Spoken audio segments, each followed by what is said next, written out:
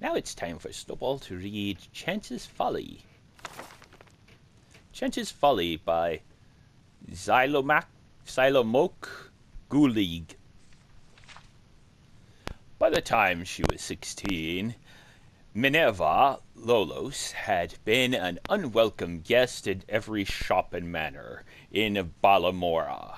Sometimes she would take everything of value within, other times it was enough to experience the pure pleasure of finding a way past the locks and traps. Snowball likes this person.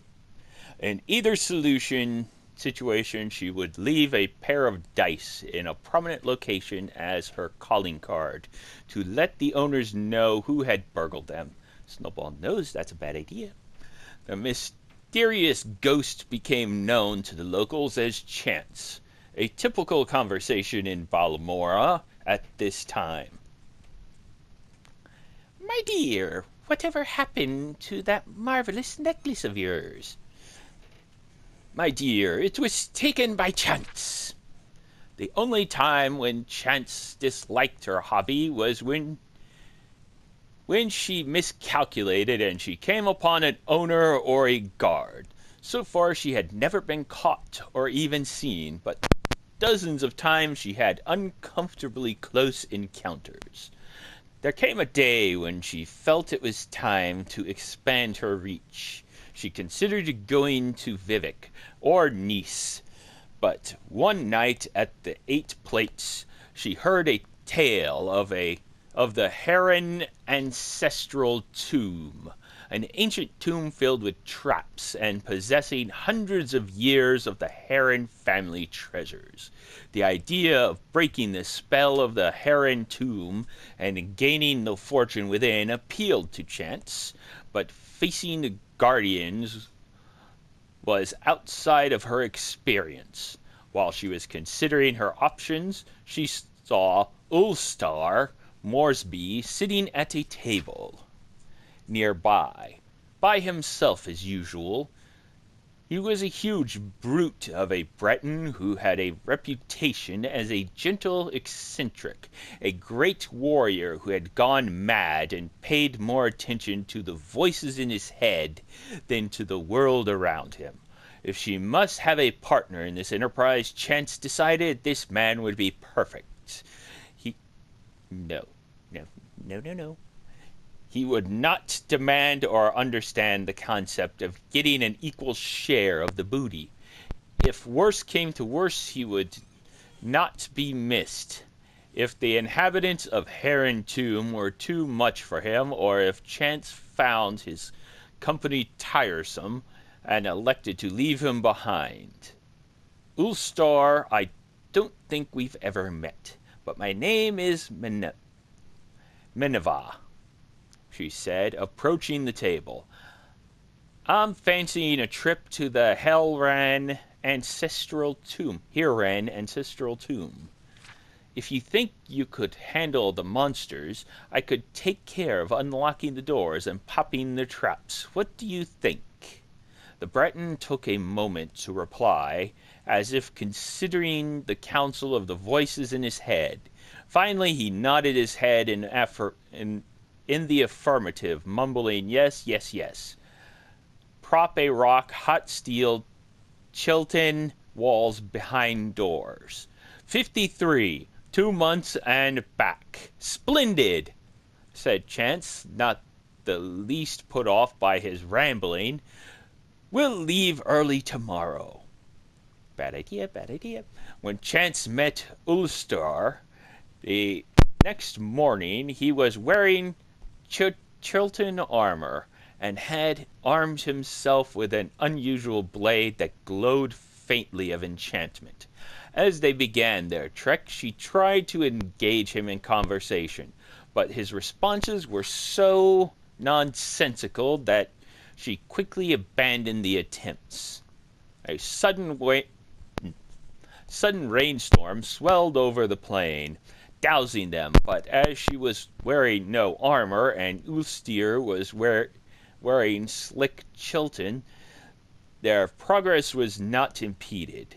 Into the dark recesses of Heron Tomb they delved.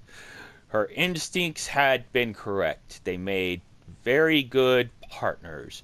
She recognized the ancient snapwire traps, deadfalls, and brittle backs before they were triggered, and cracked all manners of locks. Simple tumbler combinations, twisted hasp, double catch, varieties from antiquity with no modern names, rusted heaps that would have been dangerous to open even if one possessed the actual key. Ulster, for his part, slew scores of bizarre fiends, the likes of which chance a city girl had never seen before. His enchanted blade spell of fire was particularly effective against the frost atronachs. He even saved her when she lost her footing and nearly plummeted into a shadowy crack in the floor. "Not to hurt thyself," he said, his face showing genuine concern. "There are walls beyond doors, and 53. Drain ring, 2 months and back. Proper rock, come, Mother Chance." Chance had not been listening, but much of Ulster's babbling, but when he said Chance, she was startled. She had introduced herself to him as Maneva. Could it be that the peasants were right, and that when madmen spoke, they were talking to the Daedra Prince Sheograth, who gave them advice and information beyond their ken? Or was it rather more sensibly that Ulster was merely repeating what he heard tell of in Balma? Okay, that's a bad sentence. Ulster was merely repeating what he heard tell of in Balmora, where in recent years chance had become synonymous with lockpicking. As the two continued on, Chance thought of Ulster's mumblings. He had said chitin when they met, as if it had just occurred to him. And the chitin armor that he wore had proven useful. Likewise hot steel. What could walls beyond doors mean, or 2 months and back?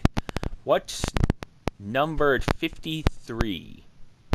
The notion of Ulster, that Ulster possessed secret knowledge about her and the tomb they were in, began to unnerve Chance. She made up her mind and then abandoned her companion once the treasure had been found.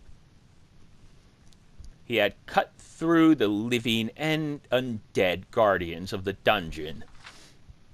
If she merely left by the path they had entered, she would be safe without a defender.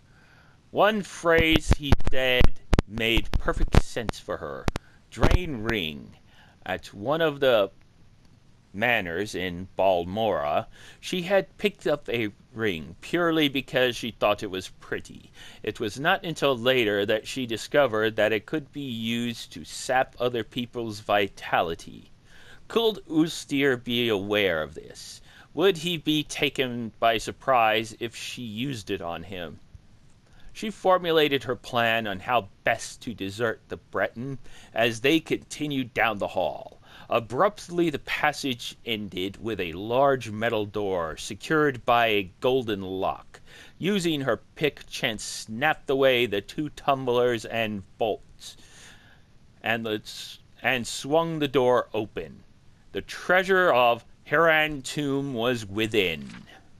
Chance quietly slipped her glove off her hand, exposing the ring as she stepped into the room. There were 53 bags of gold within. As she turned, the door closed between her and the Breton. On her side, it did not resemble a door anymore, but a wall. Walls beyond doors. For many days, Chance screamed and screamed as she tried to find a way out of the room. For some days after that, she listened dully to the laughter of Sheograth, within her own head. 2 months later, when Ulster returned, she was dead. He used a rock to prop open the door and remove the gold. So, the crazy man got the gold. And she got screwed. Snowball knew this. Have a good day. Bye-bye.